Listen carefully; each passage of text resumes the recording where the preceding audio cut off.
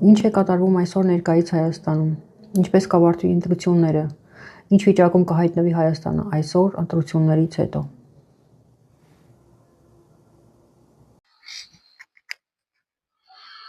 Հայաստանում ներկապային կատարվում է ռեսուրսների գույքագրում, քիչ հետո կասեմ դա ինչ է։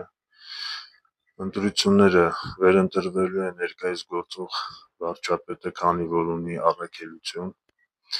եւ ընտրություններից հետո ինչ է սպասվում Հայաստանին սպասվում է կորպորատիվ գաղութացում։ Հիմա կբացատրեմ այս երեկը շատ հակիրճ, քանի որ ինֆորմացիան ծավալուն է, բայց ես կփորձեմ տեղավորվել 5-ից 6 րոպեում։ Եվ հիմա ինչ որ պետք է լսեք, լսելու եք առաջին անգամ։ Սկսենք 2017 թվականից, չնայած երևույթը վաղ է, բայց ես սկսեմ 17 թվականից։ 2017 թվականին Ալիևը գնաց գործարքի,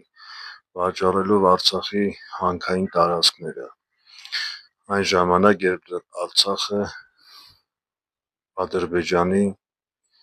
կազմում չէր, այսինքն այդ գործարքը անօրինական էր։ Նա վաճառեց այդ տարածքները այնպիսի կազմակերպությունների, ինչպիսին են BlackRock-ը,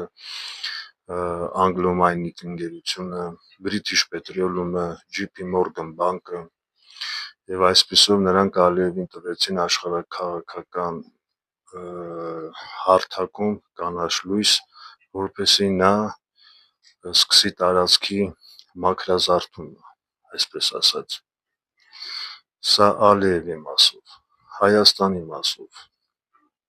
Հայաստանի էլիտան, Հայաստանի փողերը դուրս է հանել տարբեր ճանապարհներով եւ հայտնվել է UBC բանկում։ UBC բանկի բաժնետերը BlackRock կորպորացիան է եւ այսպիսով իրանց փողերը BlackRock կորպորացիայի տիրապետության տակ էին։ Ունենալով լծակներ այնտեղ Ադրբեջանում եւ այստեղ սկսեցին իրենց գործը։ Մինչև այսպես կոչված հեղափոխությունը ներկրեցին Արմեն Սարգսյան անունով նախագահին, որը հանդիսանում էր British Petroleum-ի խորհրդատուն, նաեւ Eurasia House International-ի Կասպից ծովի էներգետիկ ռեսուրսի լոբինգով էր զբաղվում։ Նրան բերեցին այստեղ որպես մենեջեր, որպեսզի վերահսկի այդ ամբողջ գործողությունը։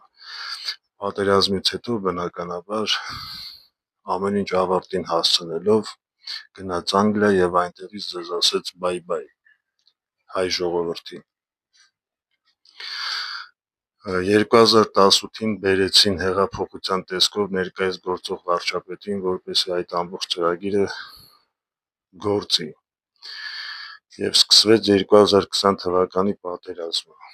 2020 թվականի պատերազմին հոկտեմբերին Anglo-Mining ընկերությունը դիմեց ՄԱԿ, Միացյալ Ազգերի կազմակերպություն, որ իր ներդրումները ապահով լինեն Զանգելանի տարածքում, քանի որ ինքը գնել էր Զանգելանի ոսկու հանքը։ Եվ այսպիսով պատերազմից հետո դեկտեմբերին ներկայիս վարչապետի հրամանով Զանգելանի տարածքից դուրս եկավ հայոց զորքը։ 2021 թվականի հոկտեմբերի 14-ին ինքը հայտարարեց, որ այո, իր հրամանով է դուրս հանել, պատճառաբանելով պատերազմից խուսափելու համար։ Քարվաճառի տարածքը գնել է Մասդար ընկերությունը, որը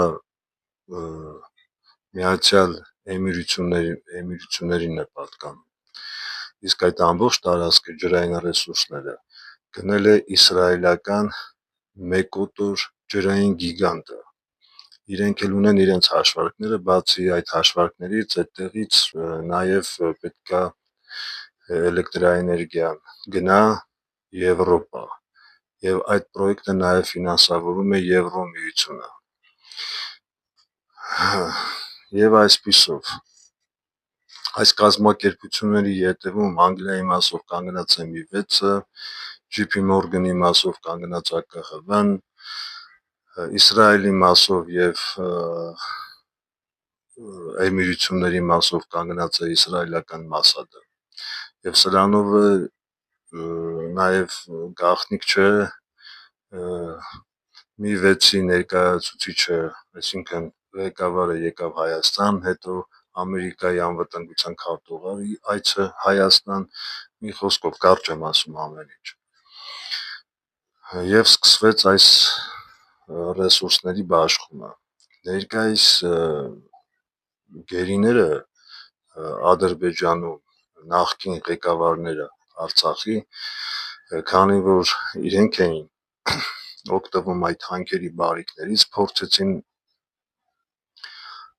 փոքրիկ մկնիկները մեծ առնետների հետ ինչ-որ խաղ խաղալ, այդ իսկ պատճառով էլ հայտնվեցին այնտեղ։ Սա էլ դրանց պատմությունը։ Ինչ վերաբերվում է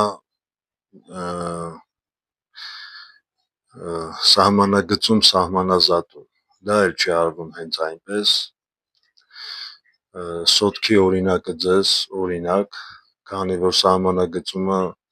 սահմանազատումը անցնում է սոտքի,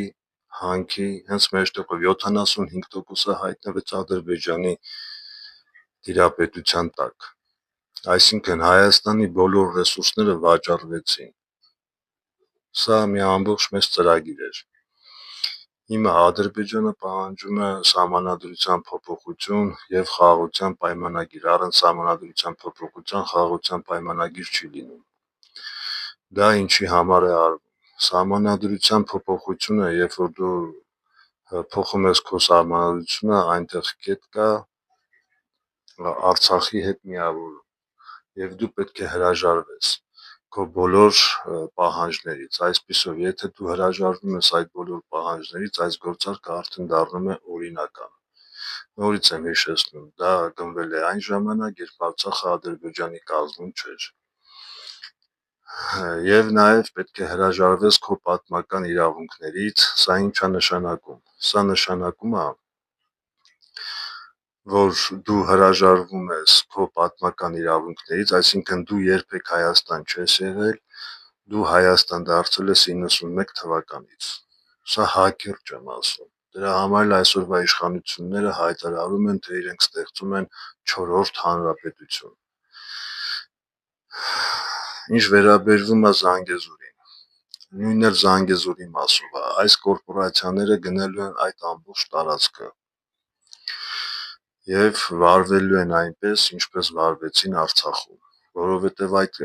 Արցախի 120,000 ժողովուրդը այդ կորպորացիաներին ձեռ չէր տալիս, որովհետեւ այդ ժողովուրդը պահանջում էր իր իրավունքները, իսկ այդ կորպորացիաների ներդրումներին այնտեղ պետք է խաղաղություն։ Զանգեզուրի մասով նույն պատմությունն է լինելու։ Սահմանադրությունը, երբ որ հրաժարվում ես, այդ կետերը փոխում ես, շատերը չգիտեն, բայց ես հիմա ձեզ կասեմ, Ամերիկայի Միացյալ Նահանգները Թուրքիայի արևելյան հատվածը, որը որ հայկական Տրապիզոն, Էրզրում, Բիտլիս, Վան նահանգներն են, մինչ այսօր չի ճանաչել դե յուրե Թուրքիայի տարածք։ Բայց եթե Հայաստանը հրաժարվում է իր պատմական իրավունքներից, մի խոսքով, տեղի է ունեցել այն, ինչ տեղի է ունեցել։ Վաճառվել է Հայաստանի ամբողջ ընդերքը, այս կազմակերպությունները գնել են Հայաստանի ամբողջ ընդերքը, հարստությունը։ Եվ ձեզ 30 տարի շարունակ հեքիաթներ էին պատմում, որ Հայաստանը հարուստ չի, Հայաստանը էս չի, Հայաստանը էն չի։ Ես սա ձեզ ասում եմ, որովհետեւ դուք իմանաք իրականում ինչ է կատարվում եւ ձեզ միջև այսօր խաբում են։ Ձեզ վախեցնում են փուչիկ պատերազմով, իսկ բնականաբար ժողովուրդն էլ վախում է այդ փուչիկ պատերազմից, բայց ժողովուրդը նաեւ միաժամանակ սիրում է ասել, որ փառք մեր զոհված տղաներին, նրանք զոհվեցին, որպեսզի մենք ապրենք։